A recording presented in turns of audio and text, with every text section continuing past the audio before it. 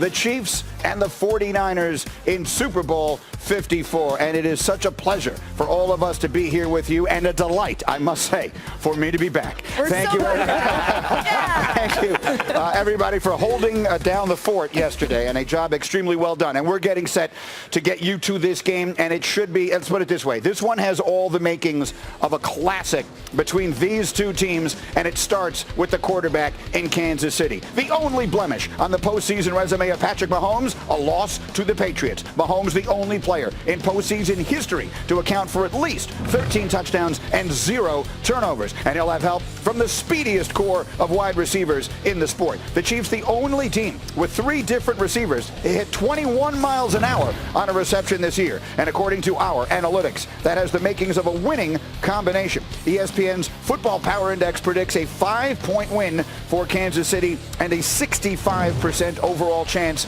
of victory. Now, our friends at Caesars Sportsbook agree, but they're not going nearly as far. They have it a much closer game. You see it there, 1.5 points. Kansas City has been favored in 15 games this year. This is the first time they've been favored by fewer than 3 points. And Pat McAfee has joined the party here, as he will and has throughout this entire football season. Coffee. But here's where we're going to go. And Swagoo, I'm going to start with you. I don't just want you to tell me who's going to win this game, but I want you to tell me why. Look, first of all, G, this reminds me of LSU Clemson.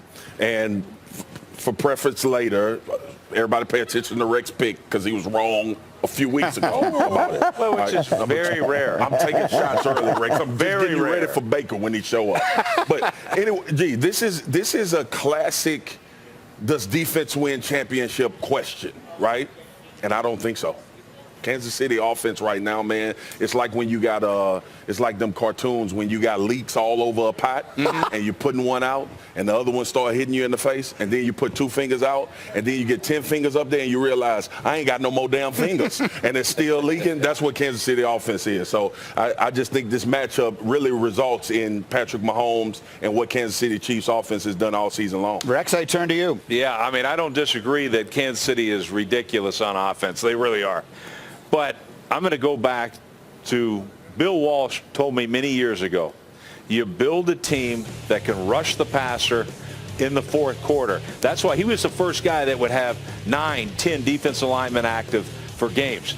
San Francisco is the only team with 9 active defensive linemen. And by the way, 5 of those guys are former first-round picks. So they have the depth to get after it. When most teams that Kansas City plays, they can't stay with it.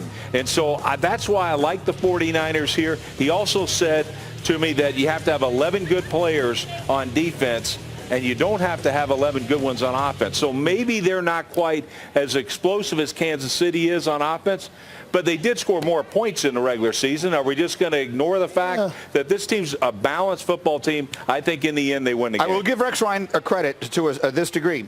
You were the first person I heard on our show start singing the praises of the 49ers. Early this season, week 5, you said to me, they're the best team in the NFL, and you've never backed off it. So you were on San Francisco long before most people were on the 49ers. Right, no, and I just see those facts that it's a complete team, the ability to run the football with multiple backs. And by the way, their passing game is really underrated. And then on defense, they've been absolutely terrific. Let me get Pat in here. Who's going to win this game, and more importantly, why? Well, I respect the hell out of William Walsh, okay? I think he's an OG of the football community. I also respect your brain. You're a defensive guy. You have to go with the defensive team. But in 2020 here, in Super Bowl 54, the game is skewed towards an offensive football game. I mean, that's just the way it is. 5 of the last 7 Super Bowls have hit the over. Offense wins you championships at this point, and there's been no offense as of late that has been as efficient as the Kansas City Chiefs. 12 of their last 17 possessions have resulted in touchdowns. Not just a score, not a field goal, which is obviously electric. 12 of the last 17 possessions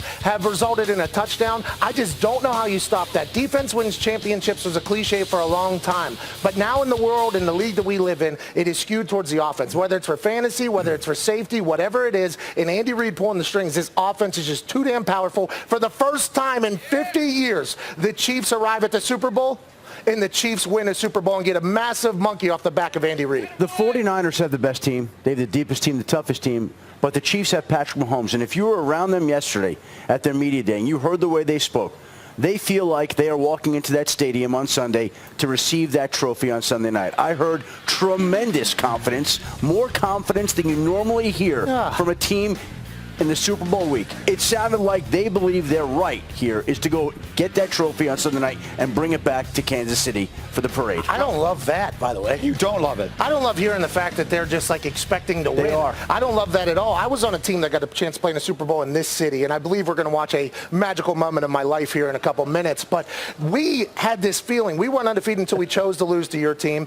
and then we kept rolling, and we thought we had a great team, but there was never a moment of thinking that we were content or going to win, and we lost. I couldn't even fathom having the confidence of thinking you're going to win. Correct me if I'm wrong, though, Kafi.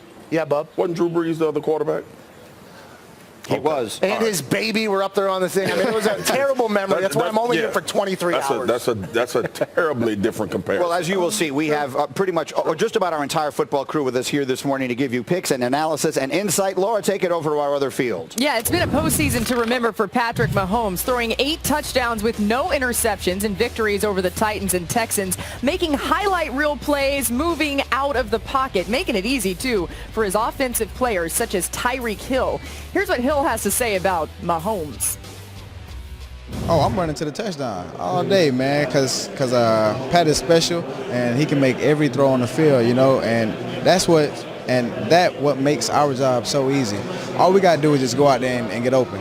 And once the play breaks down, shoot deep, because that's Pat's mindset. He's trying to throw it deep every time, you know. He's trying to show people, hey, I got a big arm. Hey, I can roll to the right and throw all the way to the left 80 yards. The boys in blue over here, Dan Orlovsky, Dominic Foxworth, and Booger McFarland from Monday Night Football. Dan, there are a lot of quarterbacks who are able to move in the pocket, move out of the pocket, but what makes Mahomes so special when he does that? Well, he does it to break your heart and take your soul. And that's the reality is when Patrick Mahomes gets out of the pocket, oftentimes it's on purpose. And it's to create space. It's create time for the people and those receivers. And then he can just make throws and do throws off balance that other quarterbacks can't do. And the receivers that are tied to him completely understand that. And they're aware of how they should move to windows with Patrick moving. Now, oftentimes when quarterbacks break the pocket, everyone's like, move with them. A lot of times the Chiefs will move away from Patrick because he can make all those crazy throws. And the reality is this, there is no scheme, there is no X's and O's for a defense when a quarterback breaks down. Everyone says plaster until they have to do it, right? And so there's nothing that you can do to truly defend when Mahomes breaks the pocket. Yeah, you're absolutely right. Those are the scramble rules for a defensive back is you find the closest person and you become man coverage. The scramble rules for receivers is normally short guys go deep, deep guys come back. Yeah. The problem when you're on the defense is you have to keep those guys in front of you when you're playing against them. You want to invite him to run. Don't worry about it. If they gain 20 yards, cool, because he's capable, as we've all said and we've all seen, he's capable of rolling right and throwing it 40, 50 yards downfield to the left and getting a touchdown. So most of the time you get excited when your D-line gets pressure, but I would get nervous if I'm a DB and you see Patrick Mahomes outside the pocket. You want him to run, not throw that thing. You know, I think the biggest thing that we're all saying is Patrick Mahomes is great, and I think we know that. Yeah. But we've seen other great quarterbacks, and the kryptonite for all great quarterbacks is to be hitting the mouth with pressure. I don't care. The greatest of all time, Tom Brady, we faced him, and when Freeney and Mathis got in his face, he wasn't so great. Right. And so this matchup has Patrick Mahomes, who is great. But I still think, and I know defense is old and antiquated and outplayed and all those good things, but football still at its core is about getting pressure on the quarterback. Right. And that's not a scheme. I agree. That's just defeating the man in front of you and making that quarterback's internal clock speed up. No one disagrees with you. But here's the thing, I think it is a little bit different than the way we used to think that way 10, 15, 20 years ago.